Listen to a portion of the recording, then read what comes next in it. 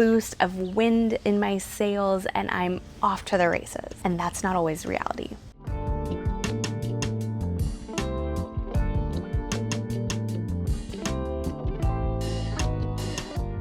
I turned 37 and decided I want to change my family's financial future. I'm not wealthy, I'm not an expert, I'm not a crypto bro or a drop shipper. This is what I'm hoping will be the financial equivalent of a transformation video that you would see on TikTok, but only time will tell. In my first video, I gave you the full spiel on how I woke up when I turned 37 and I thought, oh my gosh, I have to be the one to take the reins. I have to be the one to change my family's future if I want to see anything change at all. I cast the vision, I shared my goals, and I shared a loose, actionable plan for how I was going to take control and move forward. If you watched that last video, you would remember that my first step was to create digital products and sell them on Etsy. I have officially done that. If you want to know how much I've made so far, then stick around for the end of the video, but let's dive into the process of getting into Etsy digital products, having never done this before. First of all, why did I even get into Etsy digital products? Well, I've seen a lot of content online lately about how this one specific niche is helping people change their lives with passive income. I have a job. I'm a postpartum personal chef.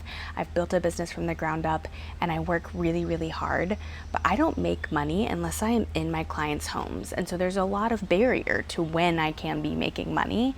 Hence why I wanted to get into a little bit of passive income. And seeing how this is changing the game for so many people, it made me want to try it on for size and see if it's something that could work with my niche. Now, I am not one to dive in without first doing due diligence. So I spent at least a week studying other people's tactics and how people who are seeing success already, how they came at it, what their approach was, and what they suggest you don't do if you want to see success. I wanted to learn from other people, their successes and their failures, and then that way I could put my best foot forward when I get into it. And then at least the next week or so was spent creating the digital products. Yes, it is eventually passive income, but there's a lot of work on the front end. So that in and of itself is a little tricky for somebody like me for two reasons. The first reason is that I am not a perfectionist, but I'm aesthetically an idealist.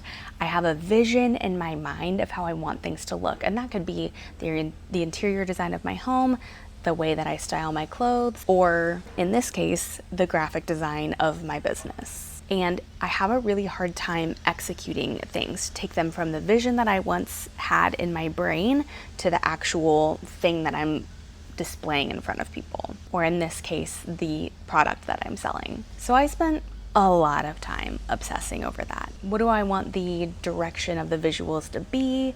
What do I want it to convey to people? What kind of things are people even in the market for? If there's already this kind of product that's similar, I need to create something for the people who maybe want a more minimalist approach or somebody who wants a more elevated approach. And then the second thing that really is hard for me as a person is that I struggle with nuance, especially in the field that I'm in, which is postpartum and a little bit of pregnancy as well. I struggle because I know how specific and detailed some of these things can get, and I kept waffling between, do I want to offer the whole spectrum that covers everything that people might need, or do I want to just put it out there, and if somebody needs to edit it to make it applicable to them, they can do that on their time.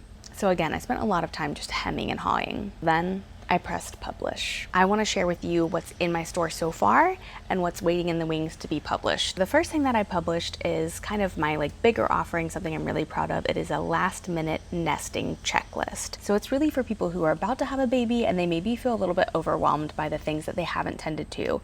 It's a starting point for them. Here's where you can start if you want to start ticking things off the list. And even if you get only 2 of these things done, or if you get all of these things done, you are going to be set up for success, more so than when you would have been before. Download it, you can print it if you want, and then you just start to check things off as you go. The next thing I created was a postpartum recovery cart checklist. So if you've ever had a baby, you know that a lot of people have these recovery carts.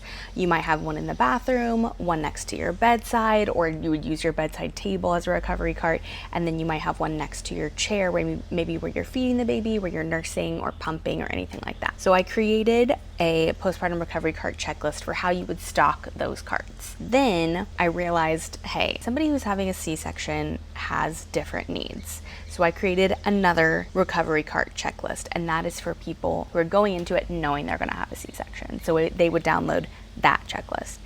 And then the final thing I did was I created a printable door sign. A lot of my clients, I show up to their houses and I see that they've scrawled on a piece of printer paper, "Don't ring or knock, baby sleeping inside." And you know that they did that in the haze of, oh my gosh, FedEx just rang the doorbell. So-and-so just dropped off a meal and they knocked so loud that the dog barked and the baby woke up. I've not slept in days. They woke me up from my nap.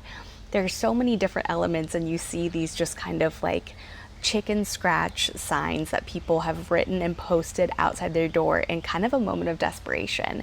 And so I created this cute little door sign that's printable. You can put it on your front door, and it is just a little bit of intentionality for those moments instead of feeling like you're just caught on your heels, tired of everybody waking you and your baby up or causing the dog to bark in a peaceful moment. So really that one is less of a need. It's more of like a cheeky, fun little thing to print and put on your front door. Also, some of the things I'm creating, that one included, are more so for if you are doing a drop off for a friend who just had a baby. Maybe you're stocking a little basket with some sweet little things for a new mom.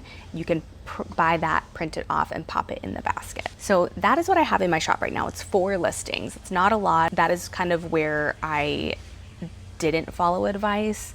A lot of the experts online are saying start your shop with 15 or 20 items. But I'm also just a very intentional person and I want things to be done with excellence. And so I kept struggling. I was like, if it's going to be 20 things that are made poorly, what is the point? Why don't I do 4 things, get them started, and then I can add as we go.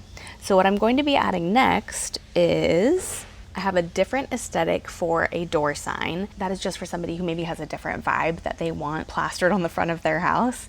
And so I made that same like don't knock or ring kind of sign and made it a little bit different for somebody who maybe wants to cast a different vibe. Then I created door hangers, and I'm really excited about these. These are definitely in that category of something you would buy maybe and like tuck in a basket for a friend who's a new mom. Or for me, actually, I was thinking I might go ahead and take these to my new clients, but essentially it's for all of those moments that people are creeping up to the bedroom door of a new mom and they're wondering, is she asleep? Am I going to wake her up? Am I going to wake the baby up? Is she breastfeeding? Am I interrupting a personal moment? Or are they like feeling lonely and they would like visitors? They want somebody to come and say hi to them. And so I made 2 different aesthetic vibes for those as well. One is a little bit more minimal and one is a little bit more fun, colorful, and they both have like sweet little graphics on them and little messages like, if you're gonna come in, bring a snack and a beverage, just little things like that. So I don't know, it's all like me taking from my experience having been in the homes with new moms for 7+ years and also being a mom myself. What are like little things that you can add to enhance somebody's postpartum experience? So that's all I have so far. I wanna talk about why I haven't done food yet, because I am a postpartum personal chef. The cooking part is probably what people want to buy. Why haven't I done that yet? And I know that in the nuanced aspect of that, that's going to take me forever. I know that I'm going to be obsessing over the recipes themselves. Have I shot beautiful enough photos to go with the recipes? Are they going to come across in a way that is easy for somebody else to follow? I already have a Substack, so what's tricky about that is all of my recipes are on my Substack. And will I be taking away from those people who have paid for those recipes if I go and I publish them as an ebook somewhere else? So those are all questions that are rolling around in my head, and I knew if I wanted to go ahead and get started and do something, I couldn't do something that I was going to spend so much time kind of waffling and hemming and hawing over. Can you guys tell that I overthink things just a little bit too much? Okay, so it's time for me to share with you what my total sales are so far. My first listings went live on July 7th. Today is August 5th, and I have made $0 in sales. I've sold nothing. That's okay. That is part of it. And the only problem there is that I am a big dreamer. So I had these grand visions of posting these items on my Etsy and they explode. They are wildly successful and I get this huge boost of wind in my sales and I'm off to the races. And that's not always reality. But what this is it's giving me a really good understanding that these things that I've thought to put out into the world, they're maybe not a need for people. If people needed these things, they would have found them and purchased them, right? So I'm trying to take that and move forward. Am I going to leave them in my shop for people to perhaps grab at a later date? 100%. They are things that I've worked on, and so I'm going to leave them there just in case somebody comes across them and is like, oh, I want this. But you can't force people to need something. They either do or they don't. And the people have spoken. But also, I want to take into account that my timing is hysterically bad, because right when I started listing digital products, Etsy made an alteration to their marketplace, which is when you search for anything on Etsy, it by default chooses to exclude digital products. And I'm sure this is because people who were using Etsy as a physical marketplace realized that they couldn't, their whole feed was bogged down by digital products. And they were like, I'm looking for this thing that I want to buy from somebody who physically made it, and you keep showing me all of these digital products. And so by default, Etsy says exclude all digital products. What that means is that my stuff is not even getting suggested to people. They have to then go in, uncheck that box, and look for my type of item. And it's just another barrier to them finding it. So people are not going to be organically finding my products at all. This is not like enough of a deterrent for me to stop. I'm gonna keep adding items to my shop. I'm gonna add recipe books. I know that's kind of where I shine, and that is what I should be doing and where I should be putting my time. But I wanted to go ahead and just put things out there. What I'm also going to do is list these items in my personal shop. I have a website as a personal chef, and I already have a place there where people can buy an ebook. And so I think I'm gonna go ahead and post these items in that shop as well. There's a good chance that I actually get more traction there than I do on Etsy already, because there's so much saturation on Etsy digital products, and this new thing where Etsy's not organically showing digital products to people to begin with.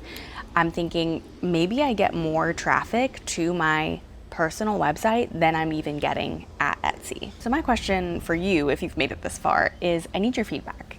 These items that I've created for my Etsy shop are aesthetically a certain vibe. That vibe doesn't match the vibe of my website or my ebook. So do I take the time to change the entire design of these items before I list them in my personal shop? Or do I just go ahead and put them on there as is and ignore the fact that it looks a little bit inconsistent with my overall aesthetic that's going on in my business? If you have an opinion either way, I would love to hear. If you're like, people don't care that much, don't spend any more time on it than you need to, I will feel the freedom to go ahead and move forward. But if you're like, you know what, it's really worth it to keep things looking as consistent as possible, to keep your design really dialed in, then I'm gonna go forward in that way. This is just the beginning, guys. This is the first step that I'm taking to changing my family's financial future. I'm not discouraged. I think we're gonna be good. In my past video, y'all gave some really sweet, encouraging comments that really kind of put the wind in my sails and helped me feel a little bit buoyed in this effort, and just the fact that I'm sharing it with you guys at all. I appreciate anybody who wants to join me on this journey, and I'm gonna keep updating you, letting you know what moves the needle, what doesn't, and how things are going in this effort to change our lives. So let's see how it goes.